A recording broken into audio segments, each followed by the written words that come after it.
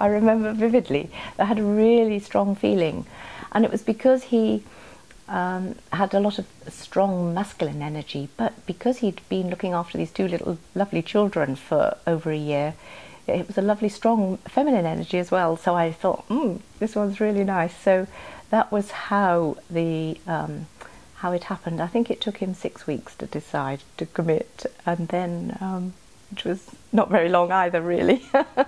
And then we got engaged a few months later and married after 9 months. Yeah.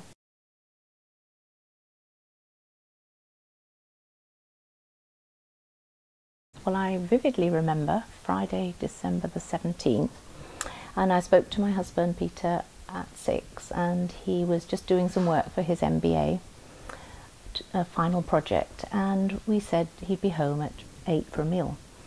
And when about 9 o'clock came, maybe it was, and he hadn't come, certainly a few events then changed our lives forever, because I don't know what made me, but I phoned the police, Devon and Cornwall police, and said, oh, by the way, had there been any accident involving a car, and gave the number plate.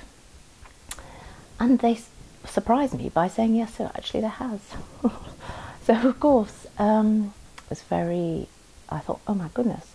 And they said, you must not go to the accident, you must stay where you are, and the police car will come round.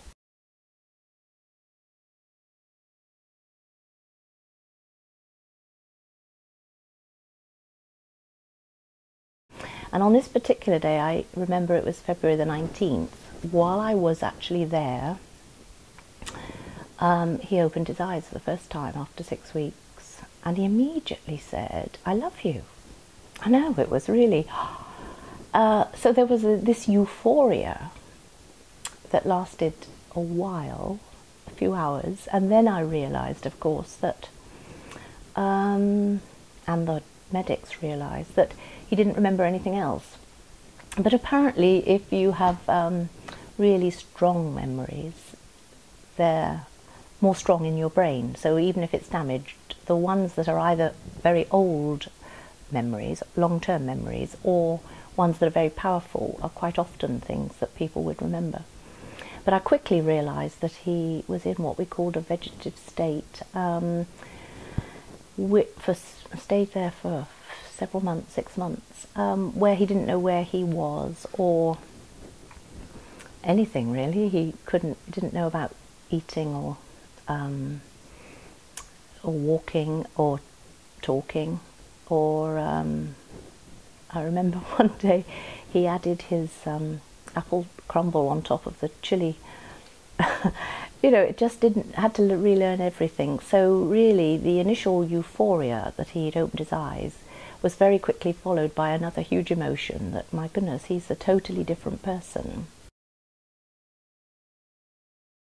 The most basic things that I was used to as my husband, so were not there anymore.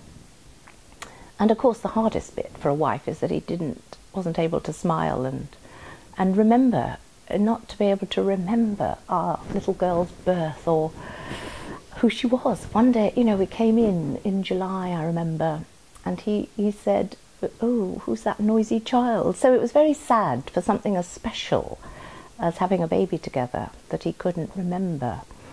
So yes, he was very different. So I became a carer.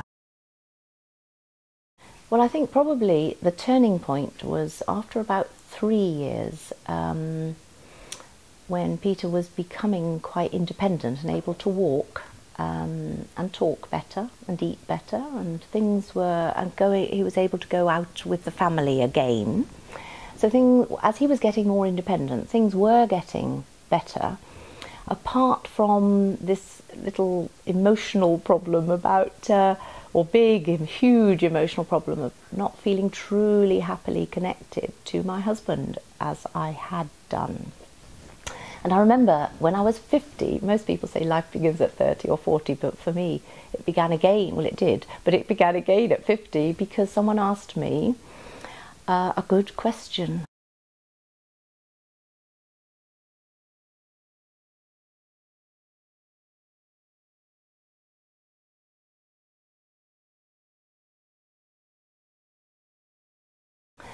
Well, that particular question at that particular time was mind-blowing for me, because before I didn't reflect to think I had the opportunity. I just didn't know how.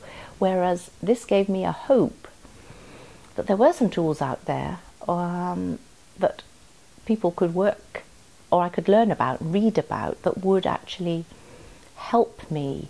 So not only then did they help me, but it's had really lots of positive effects for both myself, my husband, and the whole family and friends. Yeah.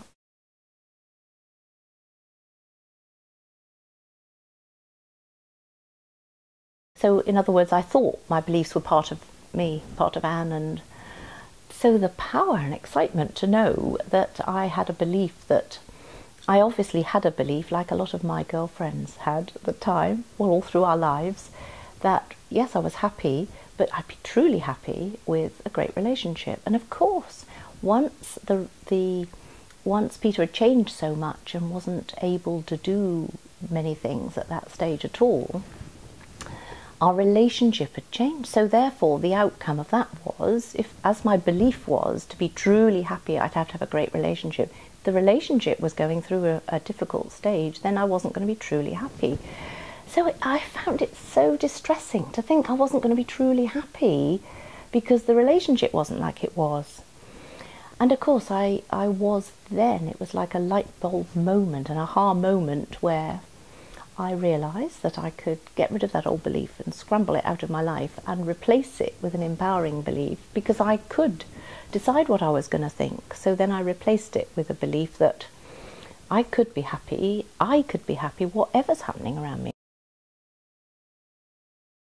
And it was a real realisation that yes, you feel these emotions, but actually you then, with understanding the mind, you can manage those. And so if you're feeling stressed, you can use various tools to be centered and say goodbye to the stress. So to be able to manage your emotions, so that you actually in your heart and spirit are dissociated from your emotions. You can be dissociated, which, I mean, it was just like a new toy for me to realise that.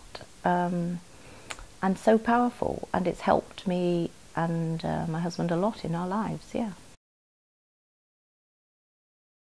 it was just so interesting how the emotions have such an effect on your health, which again I had not realised. So if I'd felt ill before, I'd gone off to the doctor, maybe given some pills, and then you would think you'd feel better. But to know and to see before my very eyes so many people who are emotionally sad or stressed, and how it can actually make their body so physically ill. I suppose with my husband as well, his body is very different and his mind, but there's still that connection. There's still a Peter, the real Peter in his heart and soul is in there, where you do get a connection. So I've become very aware of the energy of our bodies and how we are all energy. I mean, this is just a totally new arena for me to look into. So really I feel what appeared to be a really traumatic event, well, it was, but when I look back on it, I can see the huge learnings that I have already acquired and are still going on, fascinated by the journey, really.